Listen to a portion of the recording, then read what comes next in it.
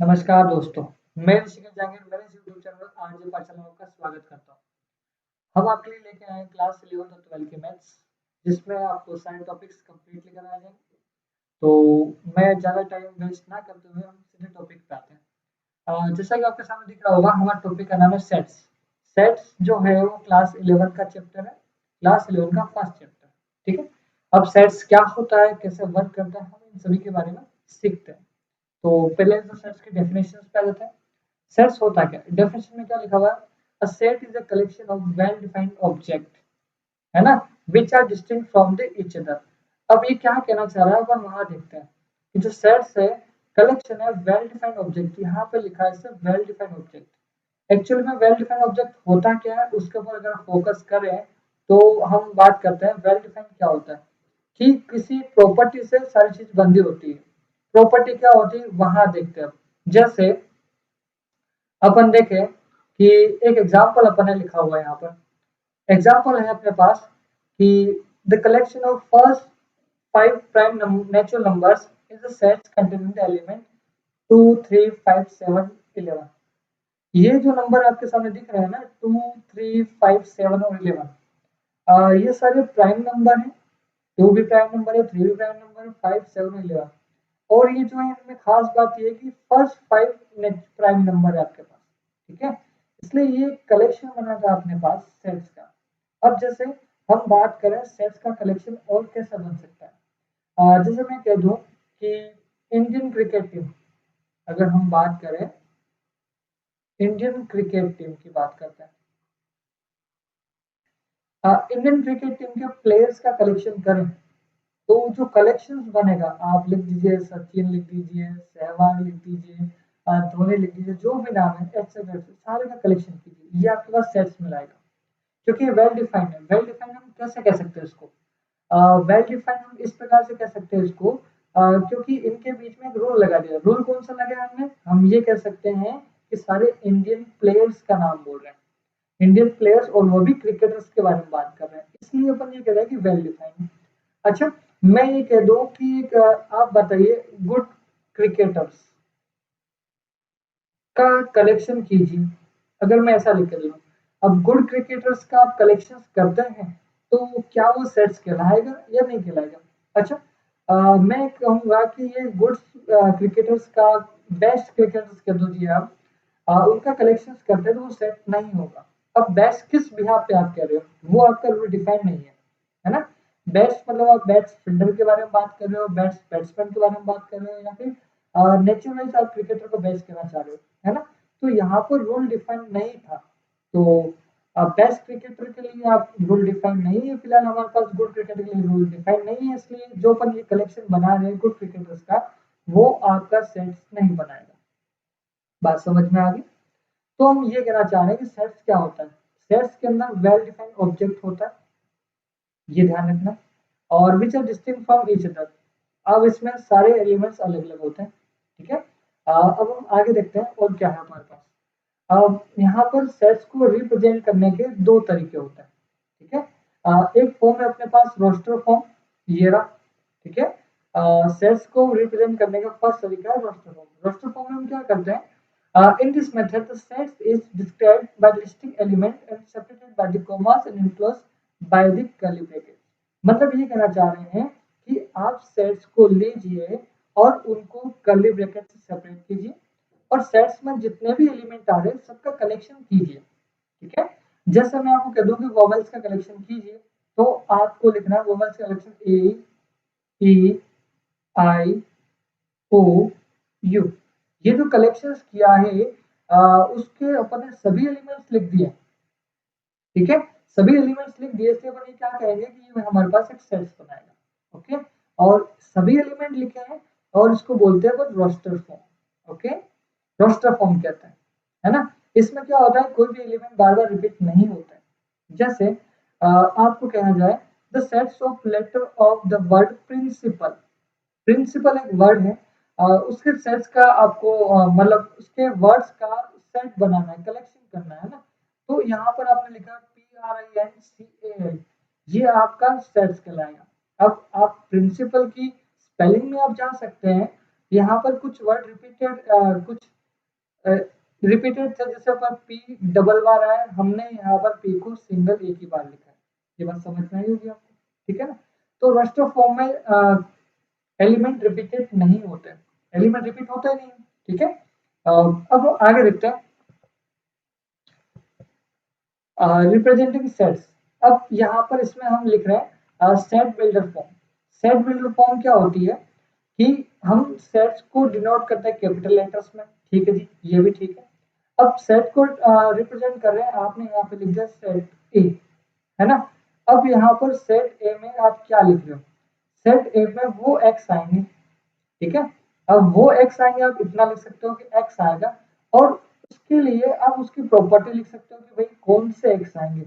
ये जो प्रॉपर्टी लिख रहे हो उसको आप बोल रहे हो पी एक्स से लिख रहे हो, बात समझ में, ठीक है ना।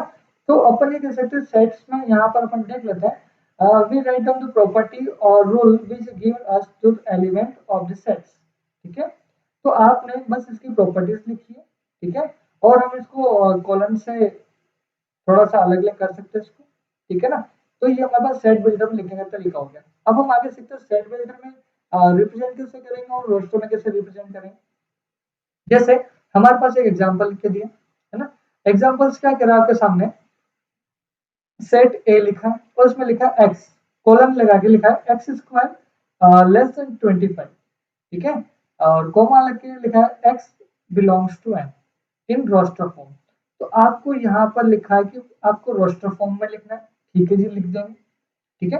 रोस्टर फॉर्म में क्या होता है, सभी एलिमेंट्स लिखे जाएंगे सेपरेटेड बाय द कॉमास, है ना, और include by the curly brackets, curly bracket से क्लोज करेंगे। अब कहना क्या, चलो वो देखिए, इस ए में वो एक्स आएंगे, बात समझिएगा, इस ए में वो एक्स आएंगे, और ये क्या है कि एक्स जो है वो बिलोंग्स कर रहा है किसको, नेचुरल नंबर्स को, एक्स बिलोंग्स टू एन, मतलब एन एक सेट है, कलेक्शन है किसका, नेचुरल नंबर्स का। मतलब ये कहना चाह रहा है कि ये जो एक्स आपके सामने लिखा है वो एक नेचुरल नंबर है, ओके, नेचुरल नंबर है। अब ये क्या कर रहा है कि इसने आगे लिख के दी, इसकी प्रॉपर्टी लिख के दी है, क्या लिख के दी है, एक्स स्क्वायर लेस देन 25, मतलब जिनका स्क्वायर करने पर 25 से कम आता हो, ठीक है। तो आपको वो नेचुरल नंबर लिखने हैं यहाँ पे। तो एज यूजुअल हम क्या कर रहे हैं, कर्ली ब्रैकेट बना रहे हैं, आपको वो नेचुरल नंबर लिखने हैं जिनका स्क्वायर लेस देन 25 आता हो। तो कौन कौन आएगा, आप वन लिख सकते हो क्योंकि वन का स्क्वायर वन ही होता है, आप टू लिख सकते हो, टू का स्क्वायर फोर होता है, आप थ्री लिख सकते हो, थ्री का स्क्वायर नाइन होता है, आप फोर लिख सकते हो, फोर का स्क्वायर 16 होता है। आप फाइव नहीं लिख सकते हो, क्यों, क्योंकि फाइव का स्क्वायर 25 होता है, और हमको तो 25 से छोटे नंबर्स के लिए बात करनी है, ठीक है। तो ये आपने इसको लिख दिया, ठीक है, ये आपका रोस्टर फॉर्म में आपने लिखा। अब आगे क्या करना चाह रहा है कि सेट बी लिखा है यहाँ पर, सेट बी में क्या कर रहा है कि सेट बी में वो एक्स आएंगे, x is a prime number which is divisible by 16, ठीक है। अब यहाँ पे क्या करना चाह 60 से डिविजिबल होने वाले प्राइम नंबर का कलेक्शन कीजिए, है ना। तो ये वैसे आप कर सकते हैं, मैं थोड़ा सा हिंट दे सकता हूँ इसके लिए, प्राइम नंबर लिखना, प्राइम नंबर आप 2 लिख सकते हो क्योंकि वो 6 से डिविजिबल है ना, 3 लिख सकते हो, 3 भी 6 से डिविजिबल है ना। ऐसे जो भी डिविजिबल नंबर्स होते हैं 60 से, वो प्राइम नंबर आप इसमें लिख सकते हो, ठीक है। ये आपका कलेक्शन बनाएगा, ठीक है। ये रोस्टर फॉर्म के अपन ने थोड़ी सी जानकारी ली। अब अपन आगे आते हैं सेट बिल्डर पर। अब एक एग्जांपल आपके सामने लिखा है, set A express set A 1/2 comma 2/5 comma 3/10 4/17 5/26 and so ये लिखा हुआ है ना इन सेट बिल्डर फॉर्म। अब आपको सेट बिल्डर फॉर्म में लिखना है। सेट बिल्डर फॉर्म में लिखने के लिए फर्स्ट ऑफ ऑल आपको रूल अप्लाई करना होगा। रूल क्या होगा, ठीक है। तो हम ये कह सकते हैं जैसे सेट ए अपन ने लिखा कि सर सेट ए में कोई ना कोई नंबर्स तो आएंगे, हम लिख देते हैं सेट ए में एन आएंगे, या फिर आप एक काम कीजिए एक्स लिख दीजिए, कोई दिक्कत नहीं, ठीक है। यहाँ लिख सकते हैं अपन कि सेट ए में एक्स आएंगे, ठीक है। अब एक्स होंगे क्या, वो रूल अपन लगाते हैं, ठीक है। अब यहाँ पर देखिएगा कि एक्स की वैल्यू है क्या हमारे पास, ठीक है। एक्स आपको क्या दिख रहा है वो अपन देखते हैं, ठीक है। यहाँ देखिए सब एलिमेंट्स के अंदर पहले 1 लिखा है, 2 लिखा है, 3 लिखा है, 4 लिखा है, 5 लिखा है, 6 लिखा है, 7 लिखा है। इसका मतलब ऊपर इसने लिखा है नेचुरल नंबर्स। ये बात क्लियर होगी आपको कि ऊपर से लिखा है नेचुरल नंबर। ठीक है साहब, कोई दिक्कत नहीं। अब आगे अपन देखते हैं। इसमें लिखा है अपॉन में 2 के बाद 5 लिखा है, 5 के बाद 10 लिखा है, 7 के बाद 17 लिखा है, 26, 37 और 50 कुछ स्टेप्स से नंबर्स लिखे। अब अपन ध्यान देने वाली बात ये है कि क्या ये जो 5 है वो 2 के स्क्वायर में 1 प्लस करने पर आता है। ये जो 2 है वो 1 के स्क्वायर में 1 प्लस करने पर आएगा। ये जो 10 है वो 3 स्क्वायर प्लस 1 होगा। 17 क्या होता है 4 स्क्वायर प्लस 1 होता है। 26 क्या होता है 5 स्क्वायर प्लस 1 होता है। ठीक है ना। तो आपको रूल समझ में आ रहा होगा क्या कहना चाह रहा है ये। आपको ये कहना चाह रहा है कि नीचे जो आपके पास है वो n स्क्वायर प्लस 1 होगा। ओके जी, क्लियर है। Where n belongs to natural number, ये बात अपन को ध्यान रखनी पड़ेगी। ठीक है, एन आपके पास नेचुरल नंबर है। जनरली कुछ लोग इसको डायरेक्टली वैसे लिखते हैं कि ए लिख दिया आपने यहाँ पर और एन अपॉन में एन स्क्वायर प्लस 1 कर दिया। ठीक है, वेयर एन बिलोंग्स टू आप एन कर सकते हो। ठीक है, ये आपके पास सेट बिल्डर फॉर्म हो गया। अब आप यहाँ पर अप्लाई करके देख सकते हो कि एन को फर्स्ट आप 1 रख के देखिए, 1 आएगा यहाँ पर और फिर नीचे क्या आएगा 1 स्क्वायर प्लस 1, तो फर्स्ट एलिमेंट आपको मिल जाएगा। अब n की जगह 2 रख के देख लीजिए, है ना। 2 रख के देखेंगे तो यहाँ आएगा 2 और यहाँ हो जाएगा 2 स्क्वायर प्लस 1। ठीक है, तो 2 अपॉन में 4 प्लस 1 2.5। ओके, और आप इसी टाइप से नेक्स्ट नेचुरल नंबर लिख के नेक्स्ट एलिमेंट ला सकते हो, फिर नेक्स्ट आप ऐसे आगे बढ़ सकते हैं। तो ये हमारे पास है सेट बिल्डर का एक क्वेश्चन। हम सेट बिल्डर का एक क्वेश्चन और लेते हैं, देखते हैं इसमें क्या होगा। अब हमारे पास लिखा है सेट बी। ठीक है जी, सेट बी को एक्सप्रेस करना है सेट बिल्डर में और यहाँ लिखा है 1/9 1/25 1/49 और 1/81। ठीक है, तो आप ये लिख सकते हो साहब कि सेट बी जो आपके पास लिखा हुआ है, ठीक है, उसमें आप ये लिख रहे हो कि फर्स्ट तो एलिमेंट ऊपर जो आ रहा है वो तो आ रहा है 1, ऊपर तो कोई दिक्कत है नहीं। ठीक है, अब हम नीचे देखते हैं। नीचे यहाँ पर लिखा है 9। ठीक है जी, 9 क्या होता है वो होता है 3 का स्क्वायर। ठीक है जी, ये क्या होता है 25 होता है 5 का स्क्वायर। फिर क्या होता है 7 का स्क्वायर लिखा 49। ठीक है ना, फिर आपने लिखा है 9 का स्क्वायर। तो ये क्या समझ में आया, सब इवन नंबर है सारे, इवन नंबर्स का स्क्वायर। तो आप ये देख सकते हो कि यहाँ तो आएगा स्क्वायर। ठीक है जी, अब फर्स्ट नंबर है वो 3 लिखा हुआ है।